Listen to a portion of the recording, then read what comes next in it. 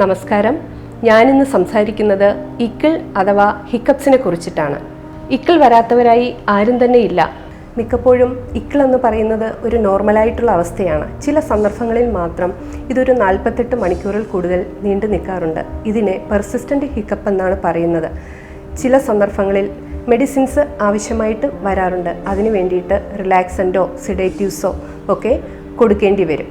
എന്തുകൊണ്ടാണ് ഇക്കിൾ വരുന്നതെന്ന് ആരെങ്കിലും ആലോചിച്ചിട്ടുണ്ടോ? ഉദരവും നെഞ്ചും വേർതിരിക്കുന്ന ഭാഗമാണ് ഡയഫ്രം.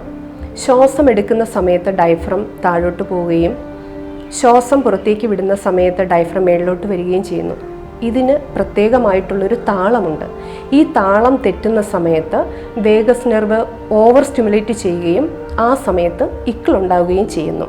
ഏതൊക്കെ അവസ്ഥയിലാണ് അല്ലെങ്കിൽ എപ്പോഴൊക്കെയാണ് ഇക്കിൾ വരുന്നതെന്ന് നോക്കാം. സ്പീഡിൽ കഴിക്കുക, സ്പീഡിൽ സംസാരിക്കുക, അമിതമായി ചിരിക്കുക, അമിതമായി മദ്യപിക്കുക, പെപ്സി കോള പോലുള്ള ഫിസി ഡ്രിങ്ക്സ് ഫാസ്റ്റായിട്ട് കുടിക്കുക, അതുകൂടാതെ നിരന്തരമായി ഉണ്ടാകുന്ന മാനസിക ടെൻഷൻ, സ്ട്രോക്ക് പേഷ്യൻസ്, ന്യൂമോണിയ വന്നിട്ടുള്ള പേഷ്യൻസ്, കൂടാതെ യൂറിയ കൂടി നിൽക്കുന്ന പേഷ്യൻസ്, ഇവർക്കൊക്കെ ഇക്കിൾ വരാനുള്ള ചാൻസസ് വളരെ കൂടുതലാണ്. കുറച്ച് പഞ്ചസാര വായിലിട്ട് അത് മെല്ലെ അലിയിച്ചിറക്കുക. ആ സമയത്ത് വേഗസ് നെർവ് ഓവർ സ്റ്റിമുലേറ്റ് ചെയ്യുകയും ഇക്കിൾ തടയാനായിട്ട് സഹായിക്കുകയും ചെയ്യും. രണ്ടാമതായി നീ ചെസ്റ്റ് പൊസിഷനിൽ ഇരിക്കുക. അതായത് 2 മുട്ടുകളും ഒരുമിച്ച് നെഞ്ചോട് ചേർന്ന് കുനിഞ്ഞിരിക്കുക. ഈ അവസ്ഥ ഫ്യൂ സെക്കൻഡ്സ് ചെയ്യുകയാണെങ്കിൽ ഇക്കിൾ പ്രിവെന്റ് ചെയ്യാൻ സഹായിക്കുന്ന ഒരു മാർഗമാണ്. നാരങ്ങ പോലുള്ള പുളിയുള്ള സാധനങ്ങൾ കടിച്ച് കഴിക്കുക.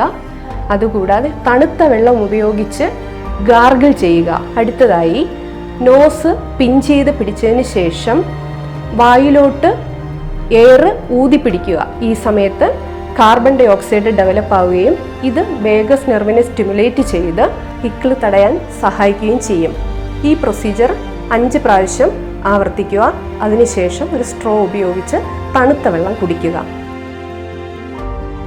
കുഞ്ഞ് കരയുന്ന സമയത്ത് ഒരിക്കലും ധൃതി പിടിച്ച് കുഞ്ഞിൻ്റെ കരച്ചിൽ നിർത്താൻ വേണ്ടി ഒരിക്കലും പാല് കൊടുക്കാൻ പാടില്ല. പാല് കൊടുക്കുന്ന സമയത്ത് കുഞ്ഞിൻ്റെ തല എപ്പോഴും ഒരു 45 ഡിഗ്രി എങ്കിലും പൊക്കി വെച്ച് കൊടുക്കാൻ അമ്മമാർ പ്രത്യേകം ശ്രദ്ധിക്കേണ്ടതാണ്.